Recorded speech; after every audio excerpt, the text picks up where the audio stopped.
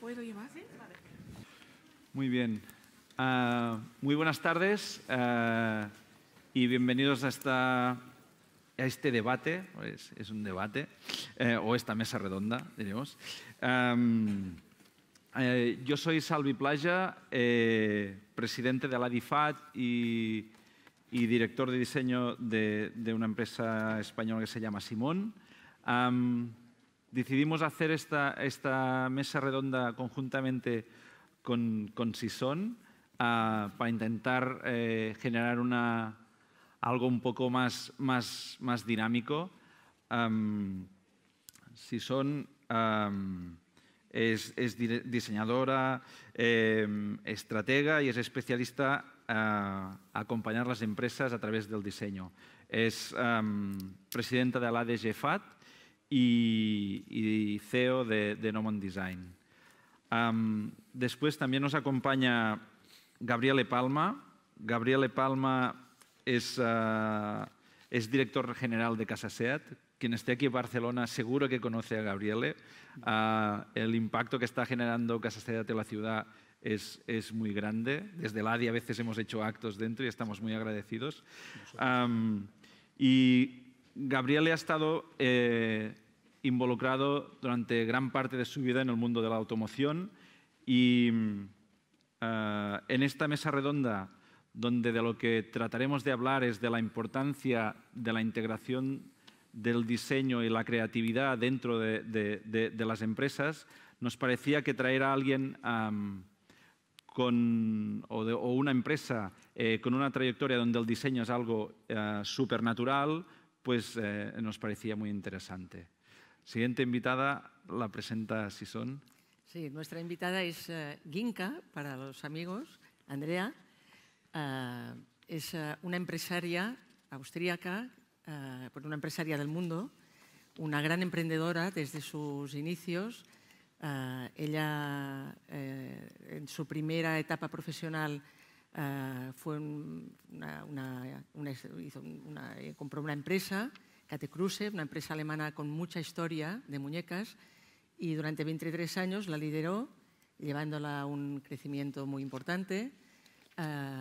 Y después salió de esta empresa y ha continuado su trayectoria profesional en todo el mundo, forma parte de varios consejos de administración, empresas grandes y pequeñas, y con un proyecto personal en estos últimos años, en otra aventura empresarial, y siempre defendiendo el diseño como parte del éxito de sus proyectos profesionales.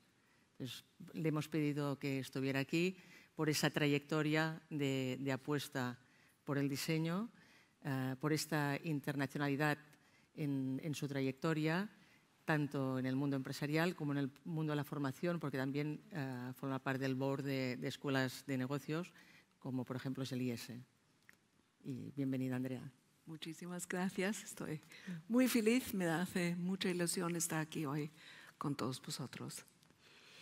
Y ya por último, Xavier Costa, a lo largo de su trayectoria ha liderado diversos proyectos muy interesantes, pero sobre todo, diríamos, por lo que lo conocemos más en el mundo del diseño, es por su gran éxito con la empresa Leque, donde en un mundo donde parecía que el diseño no tenía lugar, no solo lo encontraron, sino que supieron catapultar la empresa gracias al diseño, o quizás él lo explicará mejor, pero así es lo que hemos percibido el resto. Entonces nos parecía también muy interesante como estas tres visiones de adquisición del diseño en el mundo empresarial como para poder generar este debate.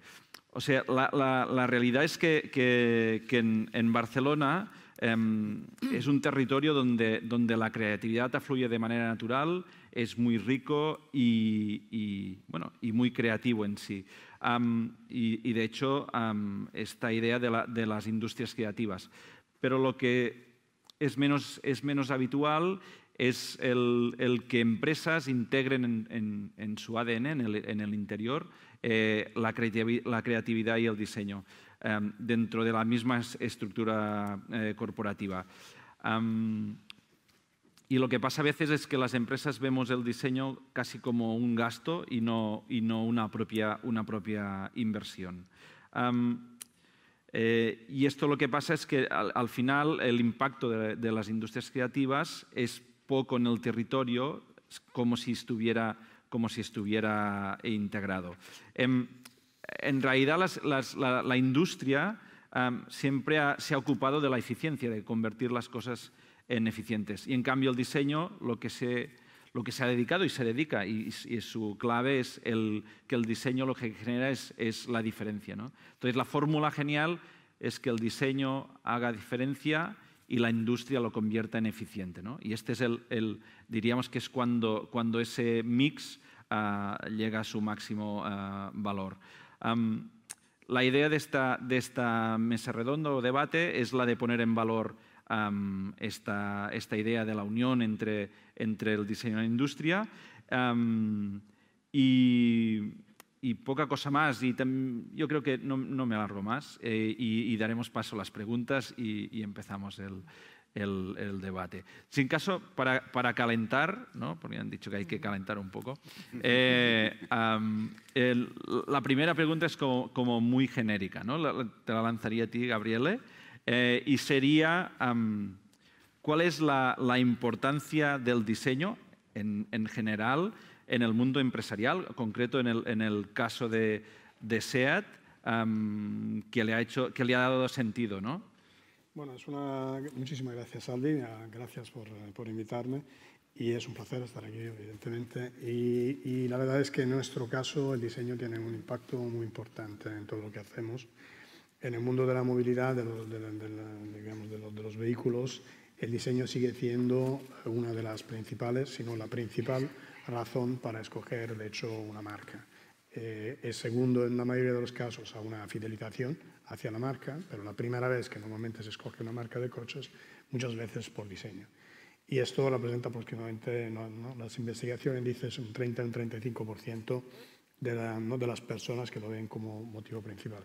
Pero aún más interesante es que cuando vamos hacia marcas más premium, que son las que permiten también tener un negocio más rentable, porque permite también hacer productos más tecnológicos, el valor del diseño es el doble. Por lo tanto, más de un 60% de las personas dicen, en este caso, que el diseño tiene un valor importante. Y cuando se habla de diseño, como bien decías, no solo es un factor estético, sino que es un factor funcional, es un factor de códigos que de alguna forma pasan a través de la creación de un producto. Por lo tanto, sí que en nuestro caso hay una integración muy grande entre el diseño, el desarrollo tecnológico y la parte, ¿no?, de valor de la marca y comercial del producto. Gracias. Chinka. Muy bien. Pues que me ha hecho un poquito sonreír si es un gasto o una inversión. Yo creo que son las dos cosas. Si está hecho no de forma, es seguro que es un gasto, pero esperemos que muchas veces es una inversión. Pues en mi propia empresa, que ha sido una empresa de 100 años de muñecas, siempre el diseño ha sido lo más importante, el corazón de esta compañía, de esta marca. Y estaba totalmente involucrado también en todo el proceso de hacer la muñeca. Entonces, las diseñadoras han sido casi todas mujeres, conocían del proceso y conocían qué podemos hacer nosotros y qué nos faltaba.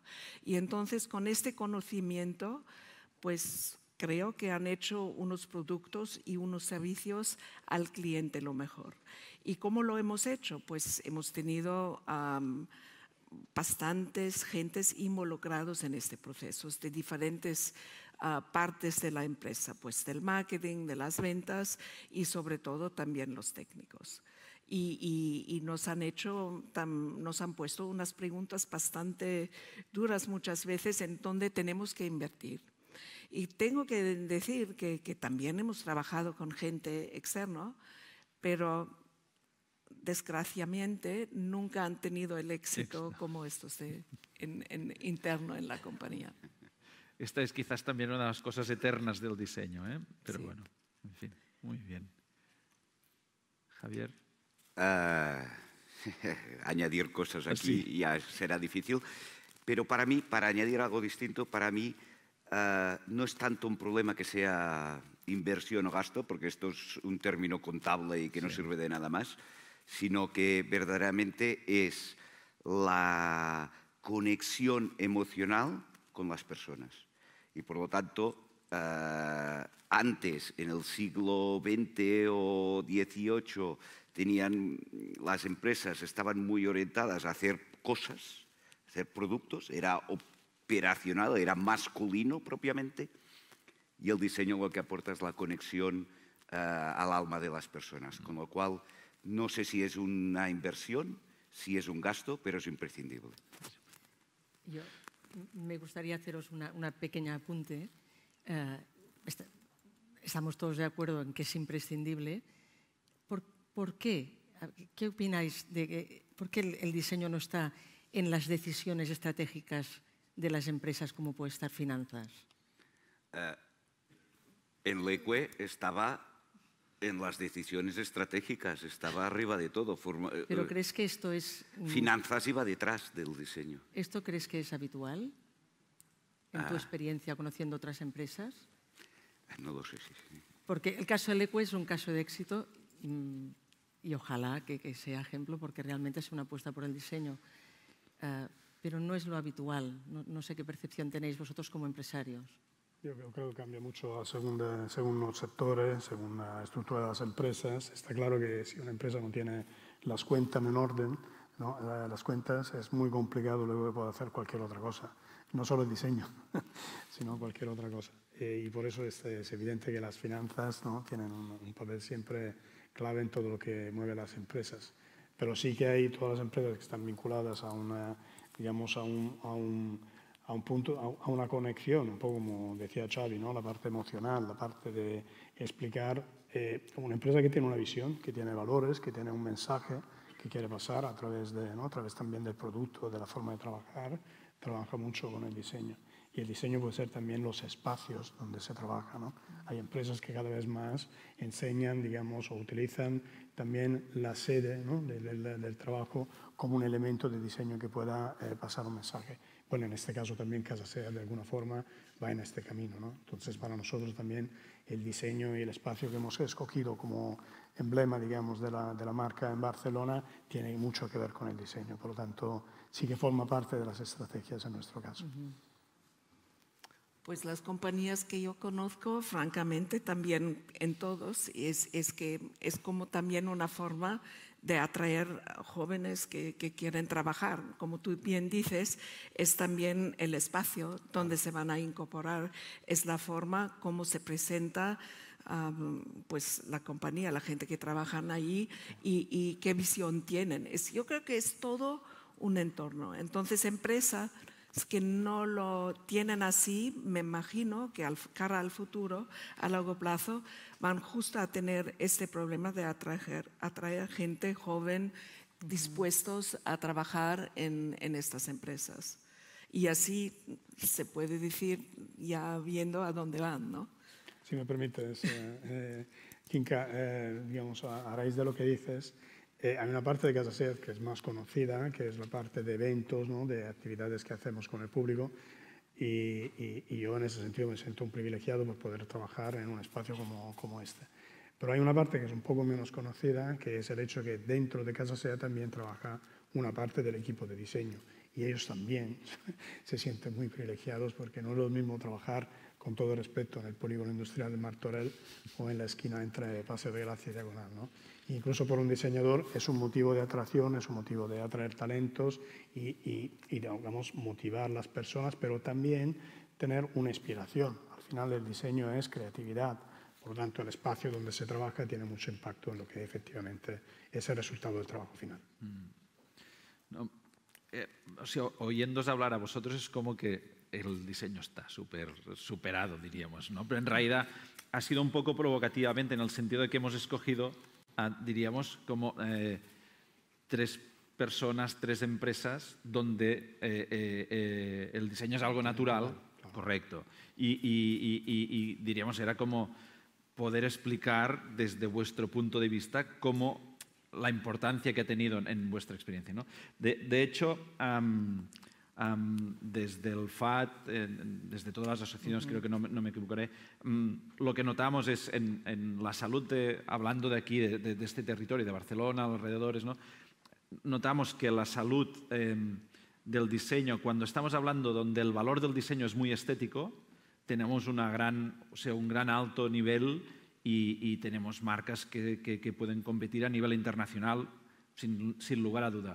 Pero cuando nos salimos de que la función principal, ¿no? Decías, lo más importante en un coche, o el criterio, ¿no? El criterio más habitual es el diseño, hay la estética, ¿no? Cuando nos salimos donde la estética, entonces ahí es donde empezamos a flaquear, ¿no? Y un poco la idea de esta mesa de redondera, como incitar al resto, donde los valores no solo son los estéticos, a consumir diseño. De hecho, buscando con Sison datos, nos encontramos con un estudio realizado en el 2010 por el DDI, ¿no? Que digo era porque ya no existe, diríamos. Alguien se lo cargó, que era la Sociedad Estatal para el Desarrollo del Diseño del Ministerio de Industria. Hizo un estudio sobre el impacto del diseño en España y descubrió que las empresas con mayor crecimiento eran las que organizaban internamente el diseño, ¿no? Han pasado más de 10 años y las cifras van un poco a lo contrario, digamos, ¿no? O sea, está menguando esa integración. En los propios premios que organizamos, tanto si son desde el ADG FAT como yo desde el ADI, nos damos cuenta que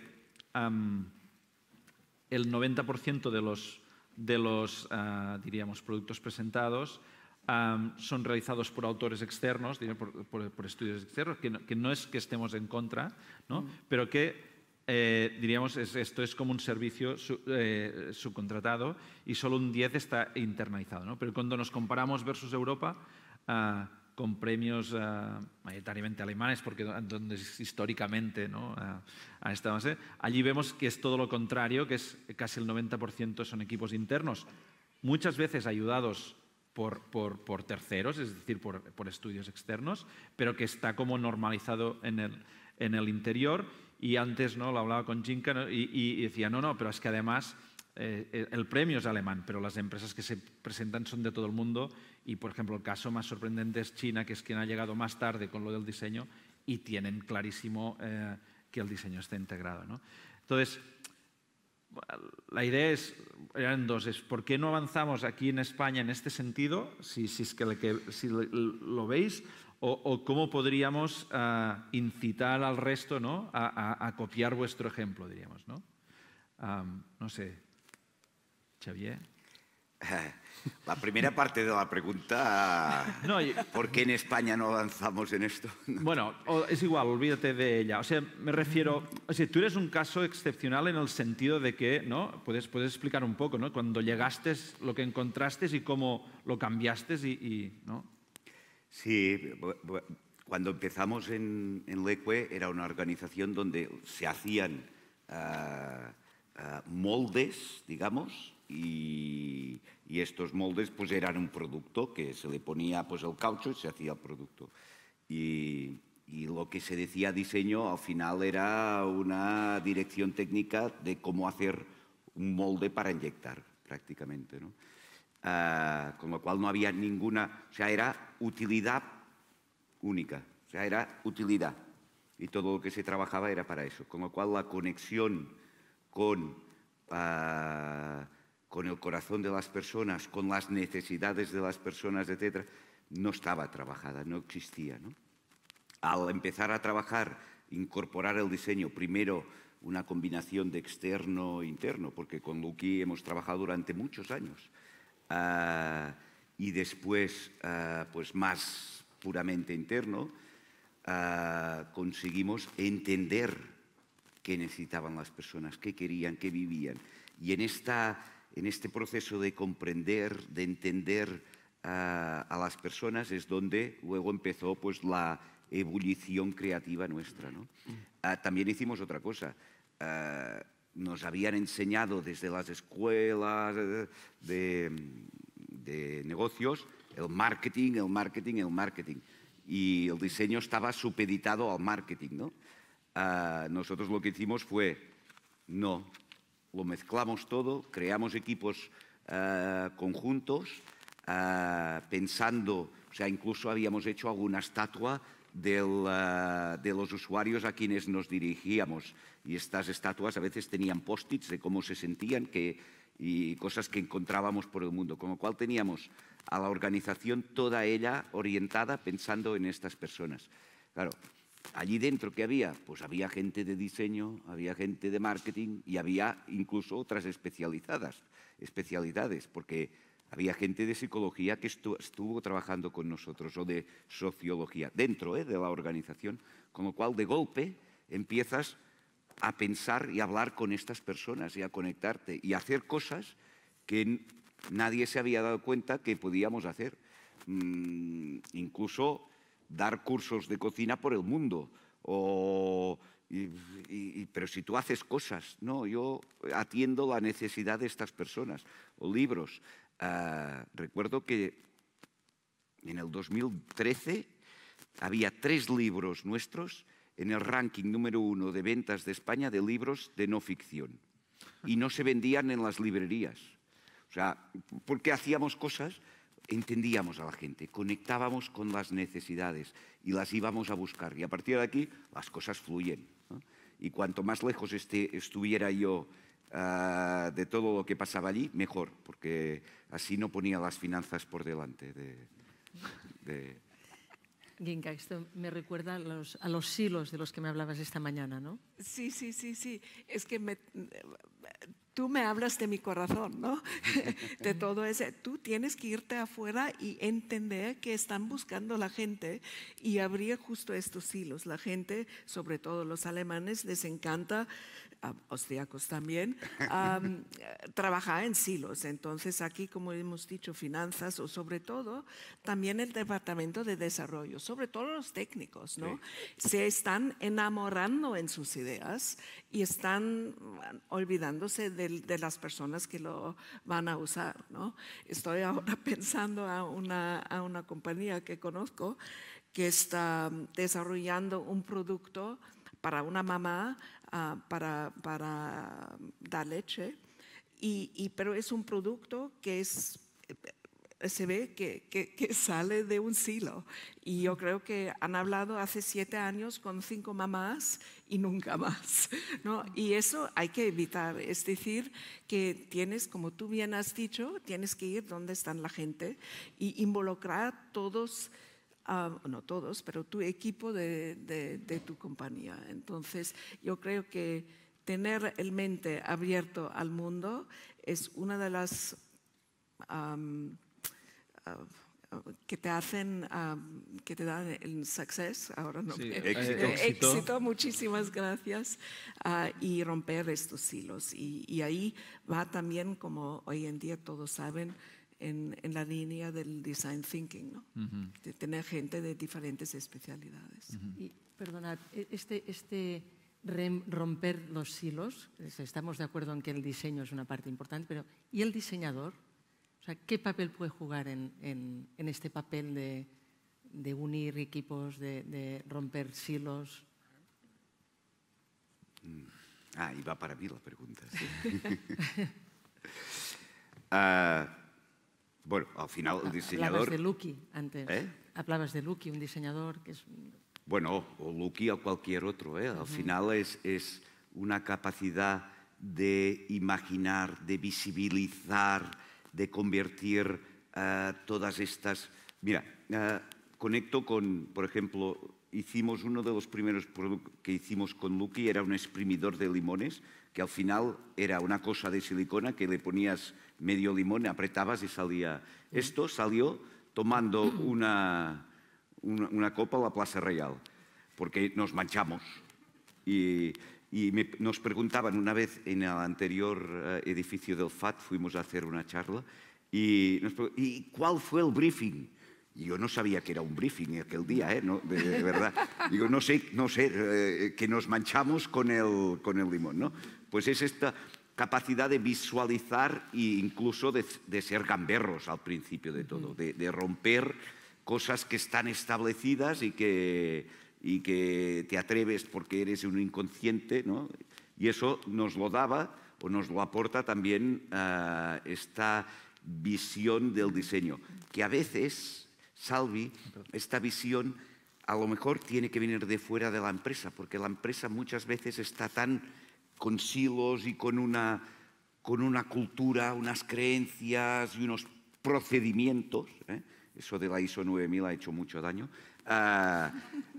que son difíciles de romper. Y alguien de fuera pues nos ayudaba también a romperlos, ¿no? O sea que la combinación funcionaba muy bien. Sí, o sea, la combinación es sin lugar a duda el éxito, ¿eh? En realidad lo que intentamos, diríamos, debatir es, o sea, obviamente, para volver al caso de Sison, ¿no? El Departamento de Finanzas. O sea, el Departamento de Finanzas también trabaja con personas financieras externas, diríamos, ¿no? Es algo totalmente natural, diríamos, ¿no? Y entonces hablan el mismo lenguaje, se genera una estrategia de finanzas dentro de la empresa. Claro, si no hay esta parte, diríamos, es como hago algo y me voy, diríamos, ¿no? Entonces no hay esa continuidad en el interior, ¿no? Yo quizás lo enlazaría con otra pregunta, que es si creéis que como que ya no las empresas, sino el mundo del negocio en sí, si le da miedo la creatividad. Porque de hecho estamos hablando del diseño, pero lo juntamos con la creatividad. Y si creéis que en realidad lo que nos pasa es que somos, digamos, tenemos miedo a la creatividad porque es algo poco controlable o difícil de gestionar. ¿Cómo lo ves, Gabriele? Bueno, en primer lugar yo creo que dentro de una organización compleja el diseño entra en muchas partes. Hablábamos antes de finanzas, ahora cuando se hace un annual report hay mucho diseño detrás. Se llega a los números después de explicar muchísimas cosas, ¿no? que la empresa hace, sostenibilidad y muchas cosas, pero también hay una parte de cómo explicar las cosas. Cuando ya te pones esta pregunta ya estás empezando a trabajar, ¿no? en creatividad y en diseño. Luego, si me permites un pequeño matiz en el tema del concepto de la estética, el diseño en nuestro sector tiene también una vertiente funcional importante y de hecho cuando se habla, ¿no? también un poco de lo que comentábamos de los silos, en nuestro caso, por ejemplo, el diseño está organizado entre exteriores, interiores y la parte de colores y materiales. Y son elementos que forman un conjunto, ¿no? Se habla de diseño holístico, en el sentido que luego tiene que utilizar todo. Y cómo la gente vive el interior de un vehículo también tiene un rol muy importante en la decisión. Y esto tiene mucho que ver también con la posición del asiento, con dónde están todos los elementos de información, los materiales, los colores, ¿no? La sensación táctil, la funcionalidad de lo que tenemos. Por lo tanto, cuando hablamos de diseño, también cuando se tiene que, ¿no? apretar un limón, tiene que funcionar bien. Al final hay una parte estética. Y el tema creativo, está claro que cada empresa tiene su punto de atrevimiento, ¿no? en lo que quiere desarrollar y siempre hay un riesgo que se puede más o menos calcular. Está claro que cuando una cosa funciona se intenta mantenerla hasta que se pueda y una parte de la empresa o de las finanzas luego se dedican a la inversión hacia cosas un poco más rompedoras. Pero en momentos de crisis ahí la creatividad es una necesidad, porque las empresas que luego se encierran en el miedo y no quieren cambiar el modelo de negocio, en los momentos de grandes cambios son las empresas que luego van a tener una reducción inevitable de la cuota de mercado, del éxito y por lo tanto luego sí o sí tiene que transformarse. Por lo tanto esto es creatividad.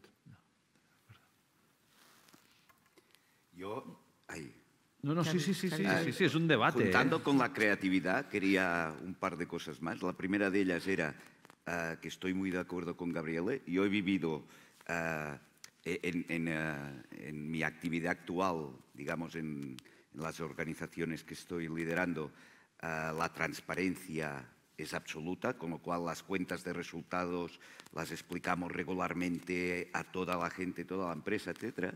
Y nos encontrábamos que un Excel con números y pues no contaban nada, unos textos pequeñitos.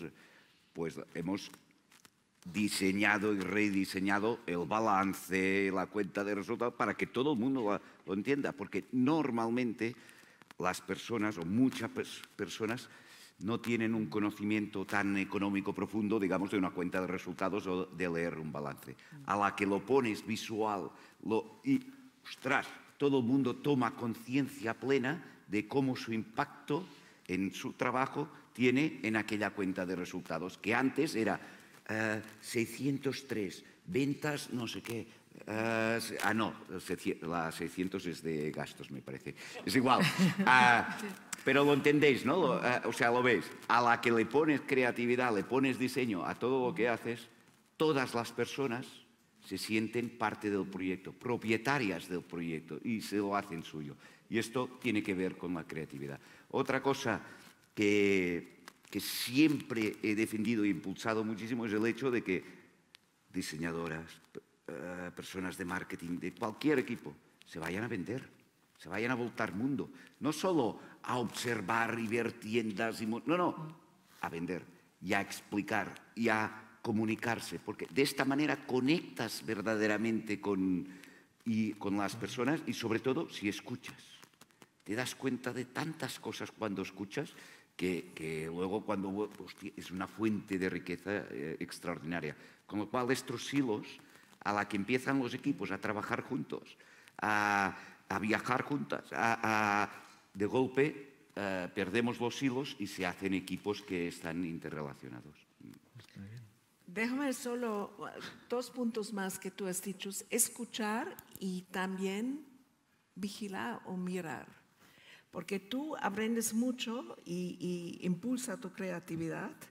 Toda esta gente que tú mandas por la calle, cuando ven cómo la gente usa o productos o cómo hacen cosas y cómo lo puedes mejorar y ayudar a hacerlo mejor o de una manera más eficiente. Y eso para nosotros ha funcionado muy bien. Y otro ejemplo que hemos solamente en corto hablado hoy por la mañana es yo he visto un commencement speech de Steve Jobs y ahí habla cuando él ha sido un dropout del colegio, creo que ha sido de su college, que ha tomado clases de caligrafía y como estas clases le han hecho la inspiración de hacer el MacBook como es hoy en día.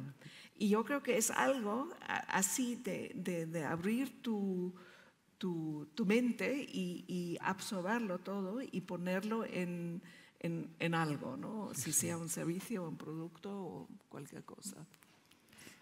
Yo quería aprovechar solo un segundo para agradecer a Xavi, es el mejor embajador del diseño que he conocido jamás, porque a los diseñadores gráficos nos acaba de abrir una nueva línea de negocio. Finanzas. Que es diseñar cuentas de resultados y balances.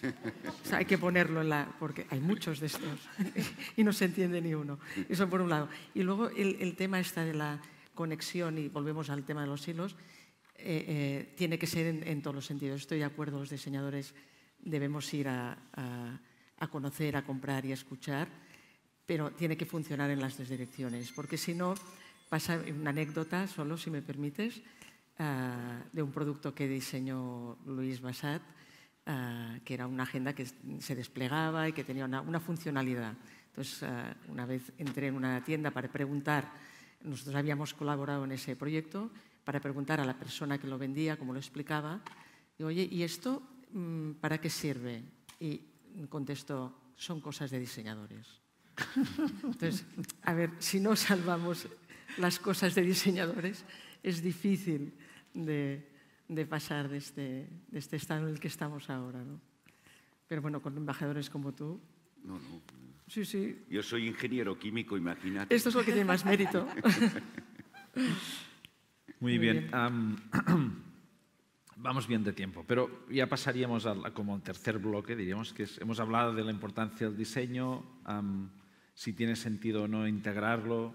Para mí, el último bloque o el tercer bloque, para mí es el clave, diríamos, que es cómo pueden ayudar los diseñadores, diríamos, a a estos nuevos retos que nos tendremos que afrontar las empresas en este futuro no muy lejano. Y me refiero a, ¿no? Ahora justo antes estábamos hablando con Mireia, ¿no? El COVID nos ha enseñado cosas, la guerra de Ucrania las está reforzando, la vaga de transportes lo está reforzando, ¿no? Todos estos retos que nos vienen, que ponen en duda, diríamos, la descentralización, toda esta... Aquí casi en España fue casi una moda el outsourcing de todos los proveedores, ¿no? Entonces, toda esta reindustrialización, esta reindustrialización de Europa que no acaba de llegar nunca, ¿no? Y que parece que todo pasa por, ¿no? Como dice la New European Bauhaus, ¿no? Con la sostenibilidad, la diversidad, la belleza. Entonces, ¿cuál es el rol o el papel o cómo puede ayudar? O si creéis que tiene sentido, nosotros como diseñadores creemos que sí, que somos indispensables, ¿no? Pero saber vuestra opinión para estos retos de futuro, diríamos, ¿no? El más valiente, o la más valiente, dejo de responder. Me atrevo. Venga. Bueno, claro que hay factores que están muy vinculados entre ellos, y cuando hablamos de diseño, para mí, hablamos seguramente de cultura y también de tecnología, ¿no? Por lo tanto, cuando hay grandes cambios a nivel social, a nivel geopolítico, económico, estos factores tienen también, digamos, están afectados por estas razones. Por lo tanto, el diseño al final es una expresión de cultura, en mi opinión, y utiliza la tecnología de una forma, ¿no? Digamos, al estado, digamos, de la tecnología del momento para pasar mensajes. Pero a mí lo que me llama la atención es que a veces a través del diseño se consiguen hacer pasos adelante muy importantes. Lo estaba comentando antes con los compañeros. En estos últimos meses, años, me ha pasado varias veces de cruzarme con la obra de algunos grandes diseñadores y a nivel de arquitectura, por ejemplo, con Mies van der Rohe, ¿no? Por razones, digamos, por casualidad. Y también Casasea, de alguna forma, tiene una arquitectura que ha sido diseñada por Carlos Ferrater, que se considera también un discípulo de Mies van der Rohe. Y es muy interesante ver el pabellón Mies van der Rohe, que está ahí en Montjuïc, al lado del MNAC, y considerar que los dos edificios son contemporáneos, ¿no? Por lo tanto, tú ves como, por una parte, uno está mirando al pasado y por la otra, el otro es un adelanto brutal de lo que es una técnica del futuro, incluso demasiado. Demasiado porque no se entendía, porque era muy complejo y desde un punto de vista funcional todavía la gente no estaba preparada a un edificio hecho de hierro, de cristal y de poco cemento. Pero esto ha cambiado mucho. A partir de ahí se ha empezado a construir los rascacielos. Ha sido, ¿no?, la base para el primer piso de un rascacielos. Por lo tanto, ahí es como la tecnología luego se ha adaptado. Esto pasa también en nuestro sector. Cuando se habla de diseño, se habla también de materiales, de contenidos nuevos, y de hecho, ¿no?, con el FAD, con el centro de diseño también, nosotros nos inspiramos a lo que es el estudio de materiales nuevos que se pueden también aplicar a nivel industrial, y esto también ayuda. Por lo tanto, no sé, hay muchos ejemplos que podemos hacer. Perdón si me alargo un poco, pero por ejemplo, otro tema muy interesante que he conocido a través de Casasea ha sido el tema del cristal. Existe una empresa en Cataluña que se llama Cricursa, que es una empresa histórica que hace 100 años incluso ha diseñado las luces de la fuente mágica de Montjuïc. Y esta empresa es la que ha creado los cristales curvos, Cricursa está por cristales curvos, en Casasea, que es un elemento de tecnología muy interesante que ha utilizado el arquitecto para romper barreras arquitectónicas y crear, como, digamos, una comunión, ¿no?, una osmosis entre la parte interna y la parte externa del edificio. Y Cricursa tuvo un momento muy, muy bueno en los años 70, 80, cuando estaba justamente construyendo, fabricando espejos de retrovisores para coches, ¿vale? Por lo tanto, es decir, que hay un tema de diseño, de tecnología de elementos que asociados a la industria pueden ser un factor de desarrollo también, ¿no?, de conocimiento y económico del futuro. Por eso es esto, el diseño, en el momento que ayuda a encontrar soluciones nuevas y que funcionan de cara al público, evidentemente ayuda también el avance tecnológico de forma sustancial. Muy bien. Me he alargado un poco. No, está bien, está bien. Está bien. Además, este ejemplo que has dicho, que, ¿no?, ¿no?, es antes, después y os volvéis a encontrar, y que está muy bien. Es muy bien, muy interesante.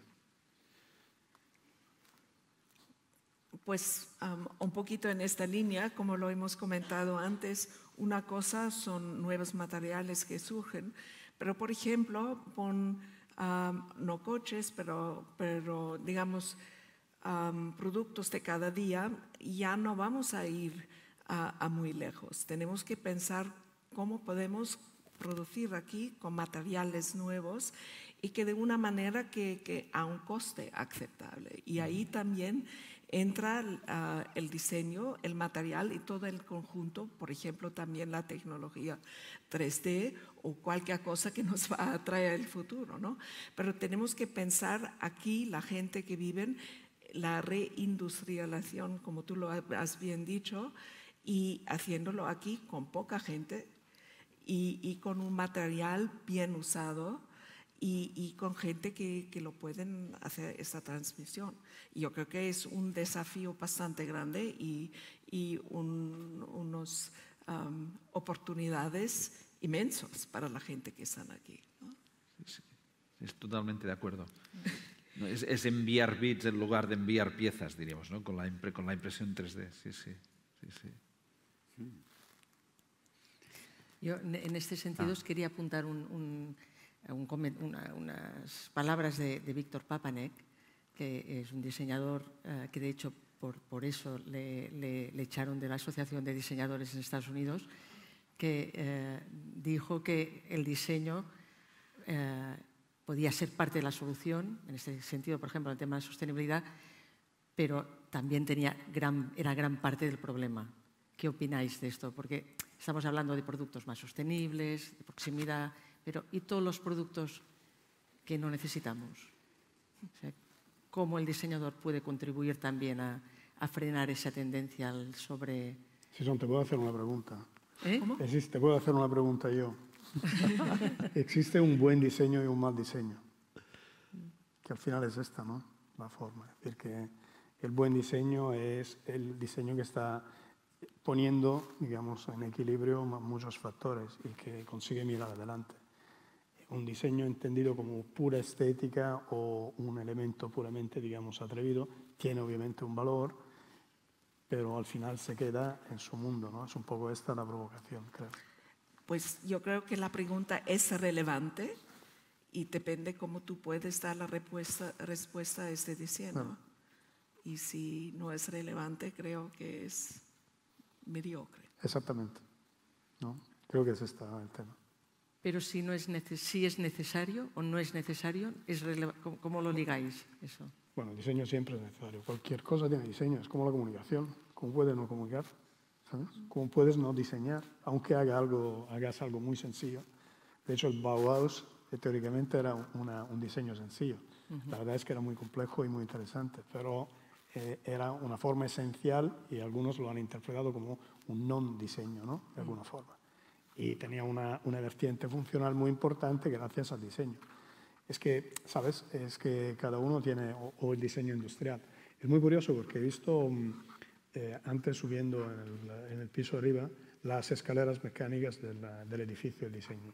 Y enhorabuena a Mireia por utilizar esta estructura de esta forma. Y es brutal porque la escalera mecánica también tiene un cristal que, ¿no?, enseña la parte, digamos, mecánica de la estructura, que es muy bonito. Las mismas escaleras las tenemos en Casa Seat. Lo que pasa es que el diseñador posiblemente ha hecho la misma cosa que ha hecho aquí, le ha puesto una luz fluorescente y con un poco de diseño se ve por la noche de una forma distinta y lo ha convertido en un elemento un poco más llamativo, un poco más protagonista. Pero es la misma escalera, con la misma tecnología y posiblemente también el mismo tamaño. Y eso es muy interesante, es decir, que luego el diseño se puede utilizar, el diseño incluso industrial, ya tan solo utilizando, ¿no?, una placa de transparente en lugar de una placa opaca, ya te da una sensación diferente según la cultura. En este contexto funciona muy bien, ¿no? Yo quizás, Xavi, más orientada a ti, ¿no?, recogiendo esto, antes nos hablabas de la importancia del propósito de las empresas, diríamos, ¿no? Entonces, y sobre todo hemos hablado mucho de sostenibilidad, o bueno, un poco de sostenibilidad, ¿no? Pero hay esta otra parte, ¿no?, del propósito y de la diversidad del género, y cómo el diseño, diríamos que el diseño idealmente siempre piensa para todas las personas, diríamos, ¿no? ¿Cómo encaja, diríamos, en tu experiencia, digamos? Para mí estamos viviendo en un momento, digamos, de evolución muy importante, digamos, social, de los niveles de conciencia, digamos, de nuestra sociedad. Venimos de una sociedad, un modelo industrial que ha ido evolucionando, perfeccionándose en base a la tecnología, a la eficiencia, etcétera, no tanto en base a pensar con las personas. Y ya hace 30 o 40 años que esto está evolucionando de una manera brutal. Para mí el diseño es energía femenina. Y esta energía femenina es la que se está imponiendo cada vez más en la sociedad donde vivimos. Por lo tanto, esta evolución es la que conecta también no con la competencia, no con el competir, que era de donde veníamos, es decir, mi empresa tiene que competir con aquella porque tenemos que ganar a la Mireia como usuaria. No. Se está acabando, digamos, este paradigma de competencia, que es un paradigma basado en la escasez. O sea, o ganas tú o gano yo. Y se está imponiendo o se está empezando a imponer un paradigma de abundancia. A partir de aquí, el diseño cómo contribuye, si es energía femenina y todos estos paradigmas en los que nos estamos evolucionando son femeninos, la conjunción es espectacular. Pero lo tenemos que aprender. Los primeros que lo tenemos que aprender es que ahora me fijaba aquí, los 5 que estamos aquí, pues somos de una generación, pero la nueva generación no tiene nada que ver con nosotros. Y están mucho más orientadas a un propósito evolutivo, algo que llene de verdad, que verdaderamente realiza algo de bueno para la sociedad y no tanto como nosotros a lo mejor habíamos aprendido, que era lo importante ganarnos la vida, ¿no? Y por lo tanto esta evolución que está sucediendo también pues contribuirá a cambiar la sociedad de alguna manera, ¿no? Y el diseño puede también contribuir. De aquí la sostenibilidad que hablábamos y la diversidad. Nosotros somos privilegiados, somos personas privilegiadas aquí y nosotros 3 aún más, ¿no? Y esto pues está cambiando y tenemos que afrontar esta diversidad, esta energía femenina y los primeros que tenemos que aprender somos nosotros. Vosotros como mínimo supongo que, pero yo sí que tengo que aprender mucho. Es curioso porque a pesar de esta energía femenina que dices, vinculada al diseño, y que Ginka al principio me ha notado que ha dicho teníamos en la empresa a diseñadoras, todo mujeres, los datos no son exactamente así. O sea, en las escuelas de diseño sí que las han conquistado las chicas, casi un 75%, claro, sobre todo en las de diseño industrial, pero luego en las empresas liderando estudios de diseño o en las posiciones más relevantes no están estas diseñadoras. Esto ya me lo llevo a mi terreno, ¿eh? No. Tiempo al tiempo. Vale, te lo compro. Muy bien, pues casi que como vamos muy bien, no lo sé, pero vamos bien de tiempo, pasaríamos al público a ver si hay alguna pregunta, teniendo en cuenta que tenemos Tres privilegiados. Exactamente. Y si no, continuaremos nosotros, ¿eh? Pero si hay alguna pregunta en el público sobre el tema... ¿No? Ah, sí, aquí hay una.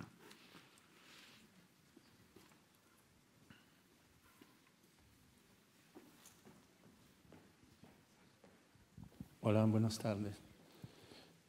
Mi nombre es Enzo Sfregola.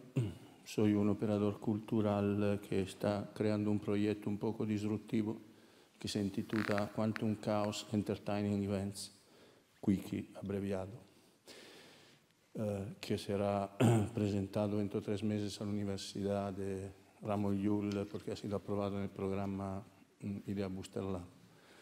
Bueno, dicho esto, la integración de la creatividad, el diseño y la industria, en un primer momento, escuchando lo que ustedes estaban diciendo, pensé, y perdonarme si a veces soy un poco ácido, en mi naturaleza italiana esta. Digo, ay Dios mío, otra vez quieren meter dentro, controlarlo, etcétera, etcétera. Contaré un pequeño chiste para hacerme un poco más simpático, que es el siguiente. ¿Qué es el paraíso y qué es el infierno? El paraíso es un lugar donde los italianos cocinan, los ingleses hacen motores, los suizos hacen el chocolate, los franceses hacen la crème visoise, etc. Cada uno mete, los alemanes lo organizan todo. Esto es el paraíso. El infierno. Bueno, los alemanes hacen el chocolate, los ingleses intentan de hacer la paella, etcétera, etcétera. Los suizos no sé qué, dice, los italianos lo organizan todo. Tenemos esta fama de, en italiano se dice casinista, folloneros, traducido. Luego hay una segunda anécdota al grande Orson Welles. Le pidieron sobre el tema de la creatividad lo que opinaba él. Y él salió con este ejemplo al entrevistador.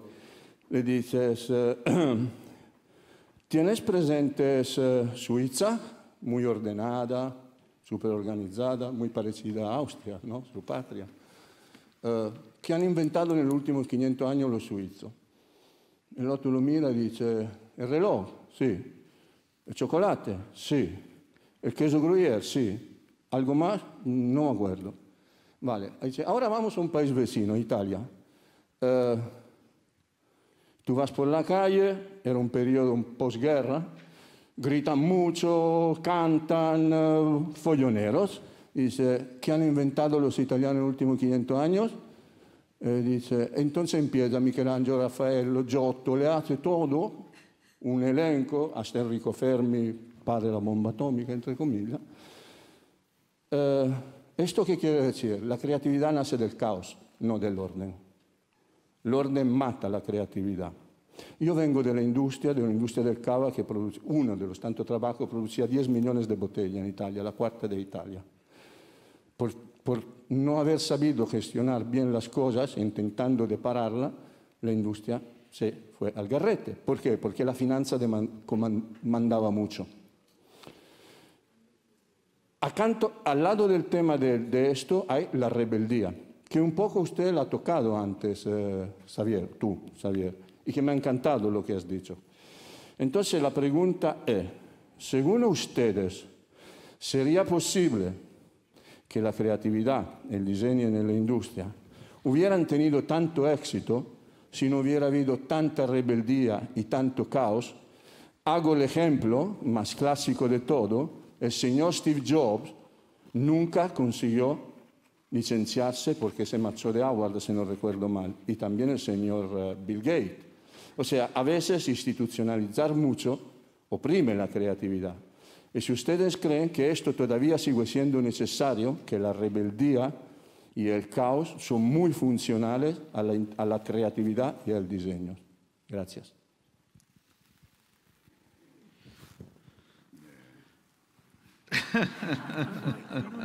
Puedo ir yo, ¿eh?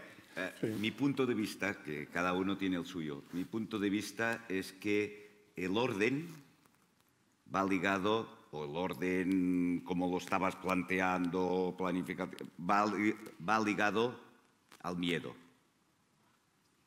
y va ligado al control, y va ligado a la desconfianza.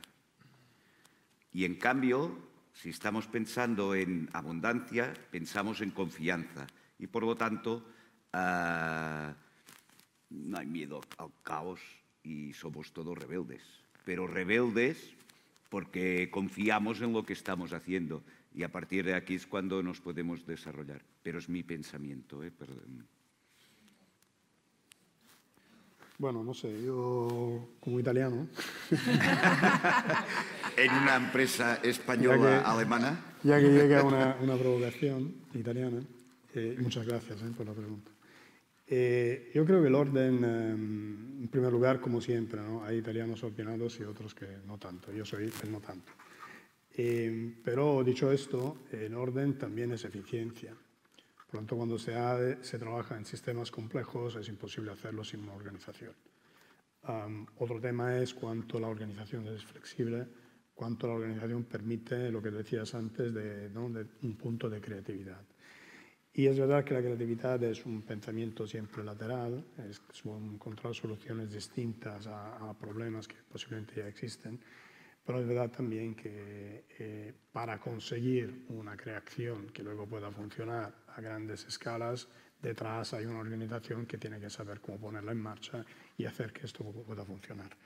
En nuestro caso, el centro de diseño forma parte de un departamento muy grande que es el departamento de I+D. El diseño son diseñadores, el I+D son ingenieros. Lo que pasa entre ellos yo lo desconozco, ¿vale? Pero digamos que en principio son personas que se respetan mucho y que trabajan juntos desde hace muchos años.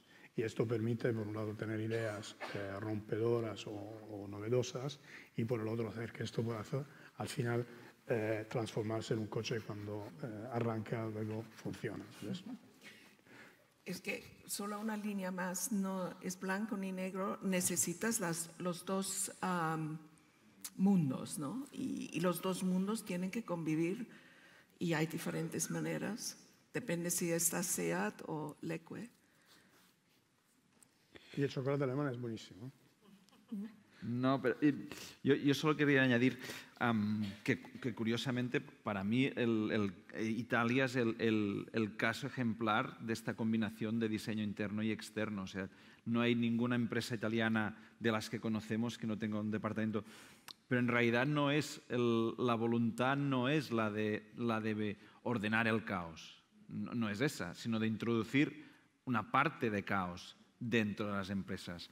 Parte de caos, parte de sostenibilidad, parte de diversidad, parte de, no sé, o sea, parte de humanidades, diríamos, ¿no? En realidad, diríamos que una de las principales diríamos, particularidades del diseño es esa herencia de las humanidades que tiene que contrarrestar la deshumanización que estamos sufriendo a nivel de, ¿no? de todo este mundo del negocio, diríamos, ¿no? Por eso, bueno, lo de la energía femenina, ¿no? Con esta nueva corriente intenta también salir fuera de esta normalidad, ¿no? Pero en ningún caso la idea es dentro controlarlo y que, ¿no? y que solo hagamos lo que podemos hacer. Es todo lo contrario. Pues si seguimos haciendo lo que hacíamos hasta ahora, pues ya sabemos cómo va. Y llega hasta donde llega, que está bien, pero la excelencia pide muchas otras cosas.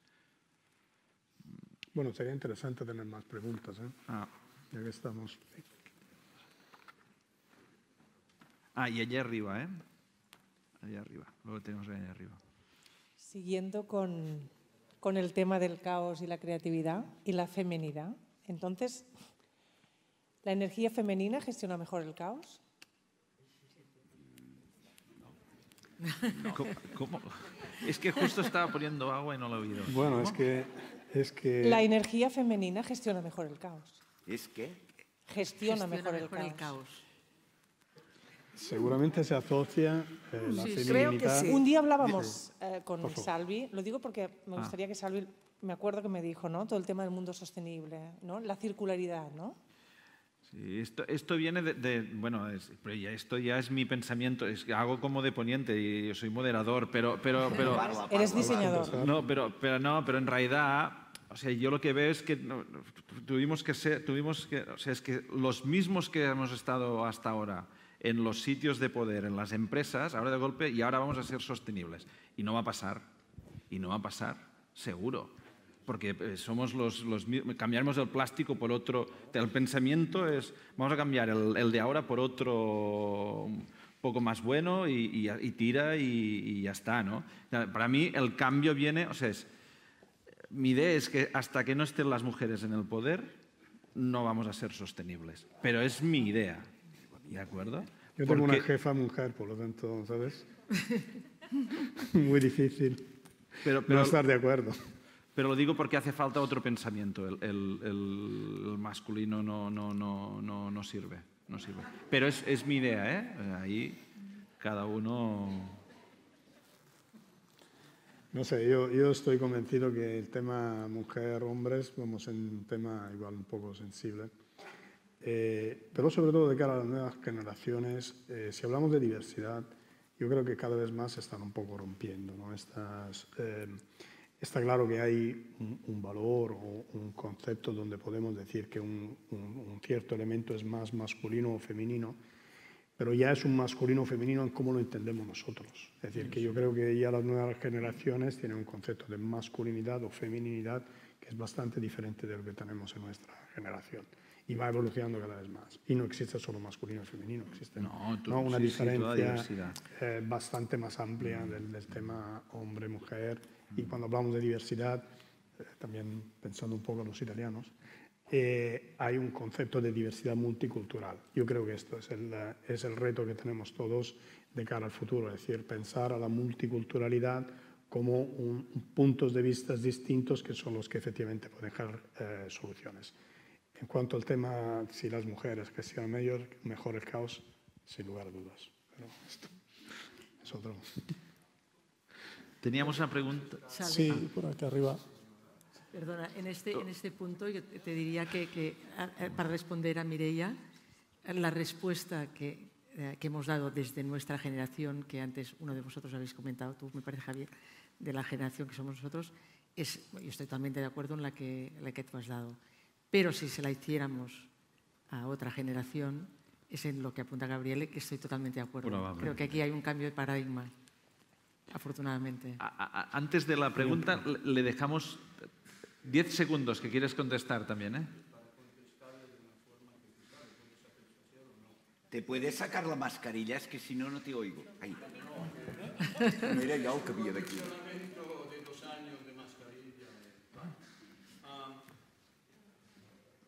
No es un tema cultural, es un tema biológico.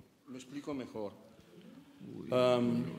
Sabemos que uno de los más grandes, o si no el más grande, porque siempre soy italiano, de los más grandes creativos que la humanidad nunca haya visto se llamaba Leonardo da Vinci.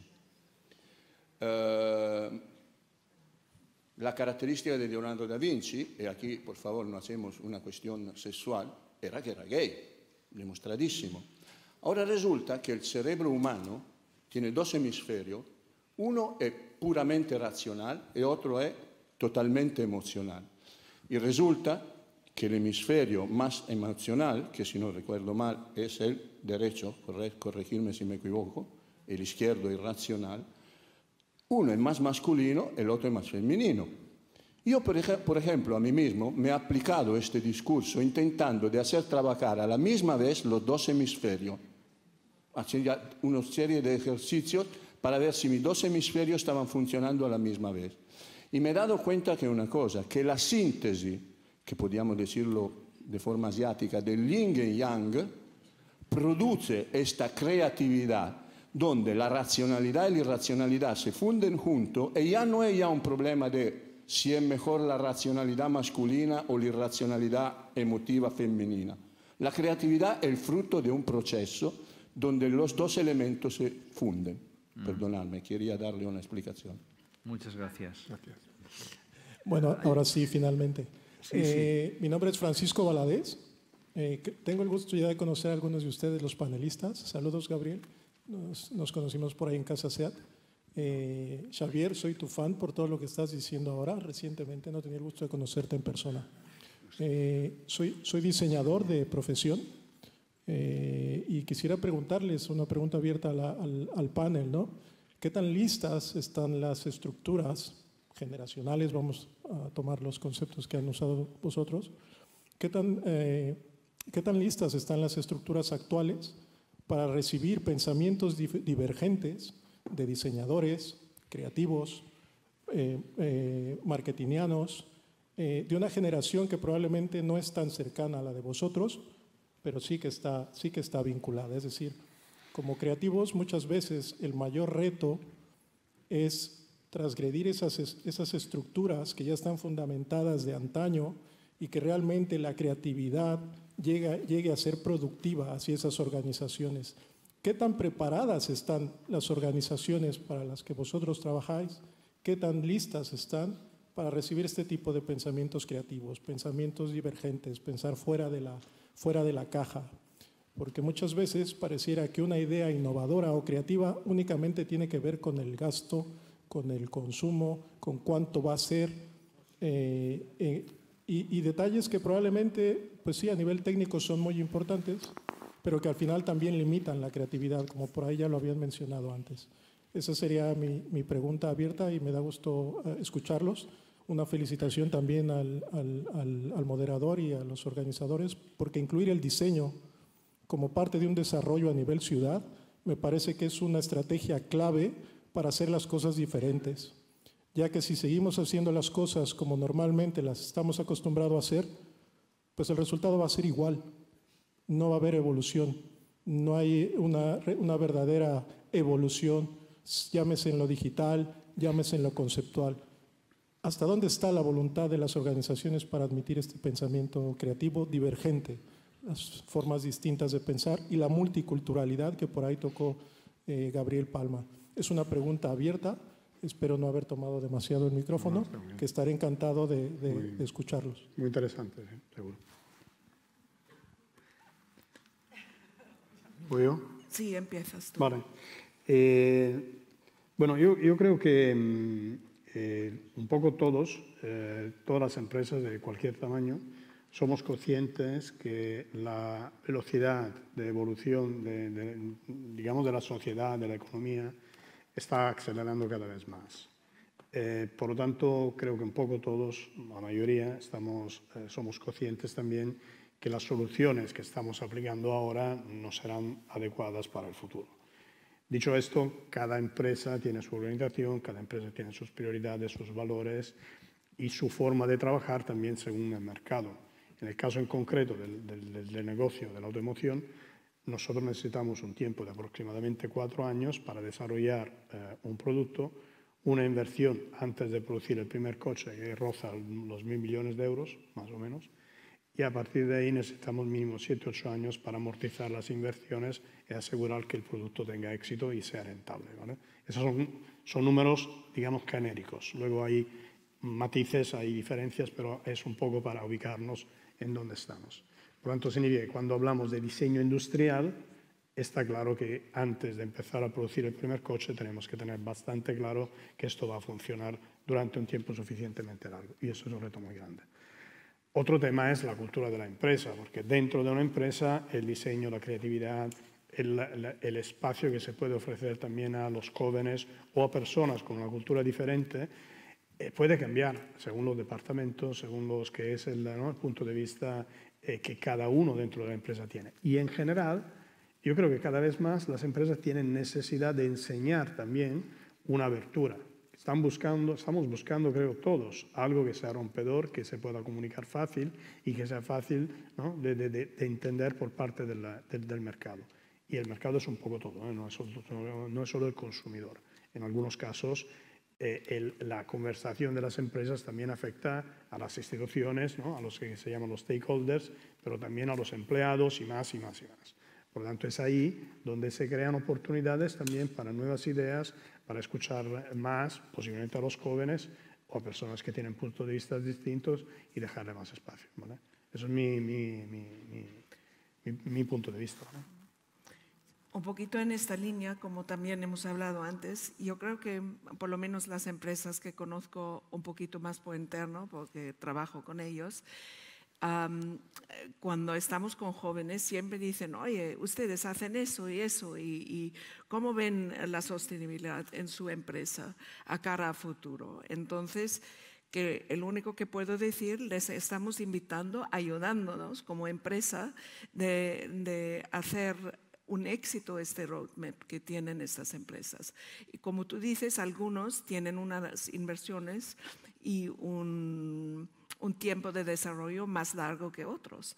Y entonces hay muchas posibilidades de diseñadores industriales o también químicos o cualquier cosa, ayudar con creatividad, desarrollar nuevos productos, servicios y ver el mundo de una otra manera. ¿Y cómo vamos a lograr? Lógicamente con unas personas con una cabeza muy amplia de diferentes culturas que enriquen todo lo que estamos haciendo, ¿no? Que todo que nos ayuda a tener una vista más amplia está muy welcome, como decir, ¿no? Muy bien. ¿Quieres añadir algo, Xavi? Si no, estamos fuera de tiempo. Pues me callo. No, pero la gente está esperando tu respuesta. No puedes, ahora no puedes.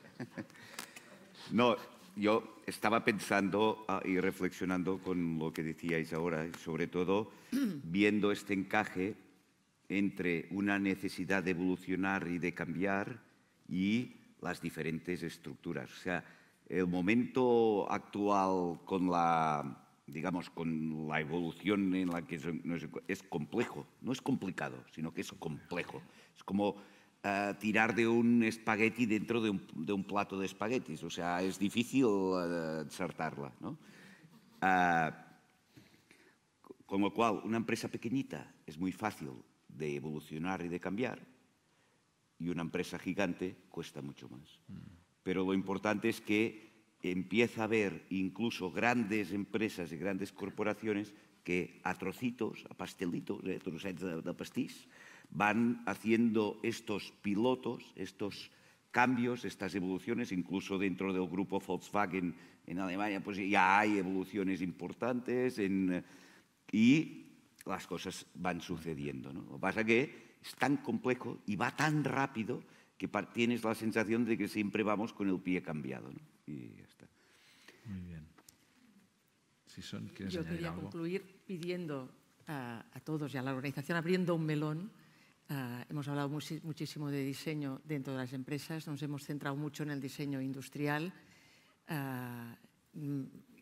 Os invito y os pido que nos invitéis otro día a hablar del diseño corporativo, del branding, de la comunicación, como ese otro aspecto también muy importante de tener fuera y dentro y de empezar a reflexionar también sobre este tema, que también conoces bien, Xavi, ¿no? Muy bien. Y también lo que haremos será también hablar del diseño de las finanzas, ya puesto.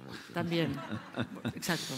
Bueno, y podemos hablar, bueno, y admitimos sugerencias, ¿no? Del diseño de... Muy bien, pues lo dejaremos aquí. En todo caso, esperamos, un momento, esperamos que haya servido para que todo este potencial de industria creativa que tenemos en la ciudad nos ayude a que todo el resto de industria o de empresas se vuelvan creativas, con mucha energía femenina, ¿no?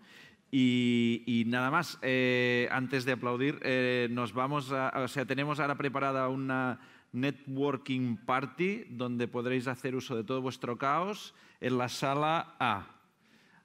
Ya está. A, ¿no? Abajo, perdón, en la sala A. Muy bien.